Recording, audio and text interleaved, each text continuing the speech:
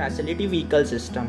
इसका main purpose ये है कि जब एक्सीडेंट्स होते हैं हाईवे पे तो जनरली क्या होता है, उसमें पुलिस केस माना जाता है और जो आसपास के लोग हैं वो इन्वॉल्व नहीं होते हैं पुलिस केस के कारण।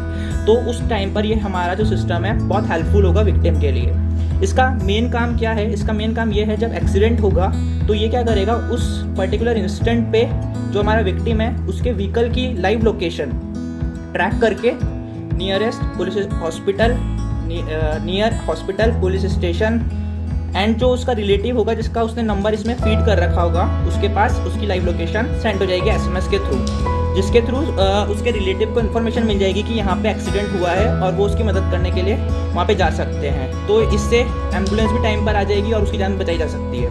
नाउ अब मैं इसको एक्सप्लेन करता हूँ कि ये प्रोजेक्ट के अंदर है क्या। ये है हमारा GSM मॉड्यूल जिसके अंदर हमारी सिम डलेगी, जिसके अंदर एक रिचार्ज होना चाहिए SMS पैक का। और ये है हमारा मैनुअल स्विच जिसमें हमने यहाँ पे SMS और कॉलिंग दोनों का स्विच दे रखा है। ये है हमारा शॉक सेंसर जो कि 4 व्हीलर के केस के ये हमारा प्रोजेक्ट बेसिकली 4 व्हीलर और 2 व्हीलर दोनों के लिए वैलिड है। 4 व्हीलर के केस में ये शॉक सेंसर है। ये शॉक सेंसर क्या करेगा, ये शॉक जो गाड़ी का एक्सीडेंट होगा उसके अंदर जो वाइब्रेशंस और जो शॉक जनरेट होंगे उसको सेंस करेगा।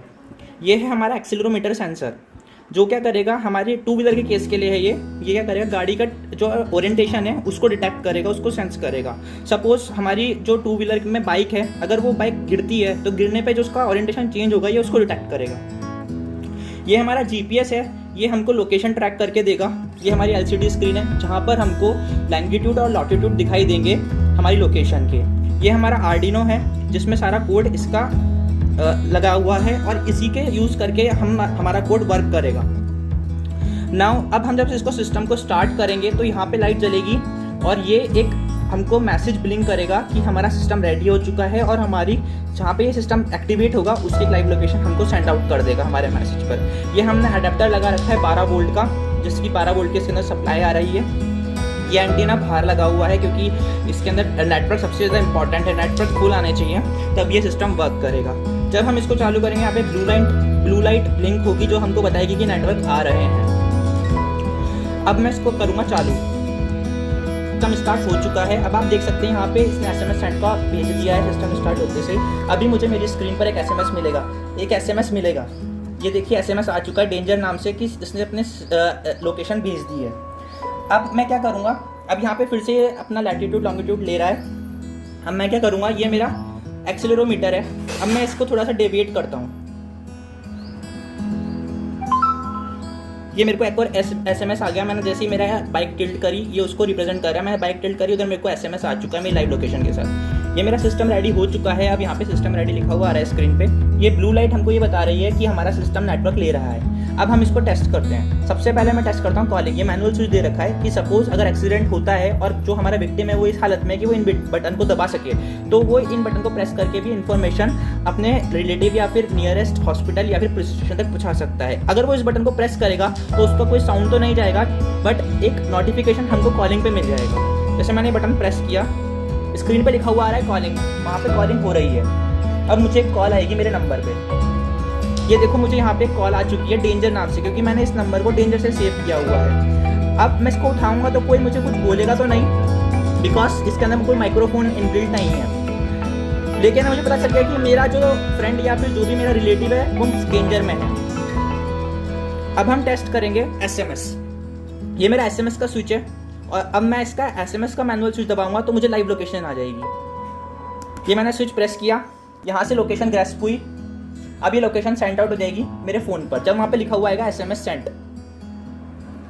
लिखा आ चुका है। अब एक मैसेज मुझे मेरे फ़ोन पर ब्लिंक होगा, SMS आ चुका है डेंजर नाम से। इसमें मेरी लाइव लोकेशन है यहाँ की अभी।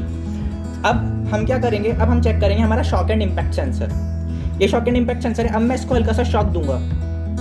मैंने शॉक दिया, लोकेशन ग्रैस्प हुई फिर से। अब यहाँ पे जब SMS सेंट लिखा हुआ आएगा तब वो SMS मेरे फ़ोन पे आ जाएगा। अभी SMS सेंट नहीं लिखा हुआ है, SMS सेंट हो चुका है, अभी वो मेरे फ़ोन पे आएगा।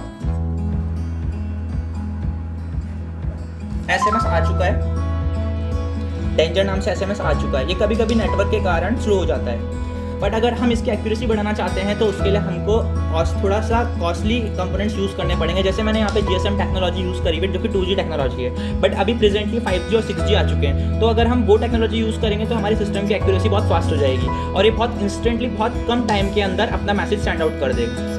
इसकी टोटल कॉस्ट ज़्यादा नहीं है, इसकी टोटल कॉस्ट अप्रॉक्सीमेटली 10,000 के अंदर अंदर ये बन जाएगा। उससे भी कम में ही बन सकता है अगर हम जो कंपोनेंट्स है वो मतलब लार्ज अमाउंट में खरीदें। जैसे हमने तो जो कंपोनेंट्स थे वो सिंगल अमाउंट में खरीदे थे तो हमको कॉस्टली पड़ा, लेकिन अगर हम इनको बल्क में बनाना चाहेंगे तो ये अप्रॉक्सीमेटली 6 to 7,000 के अंदर कंप्लीट बन जाएगा।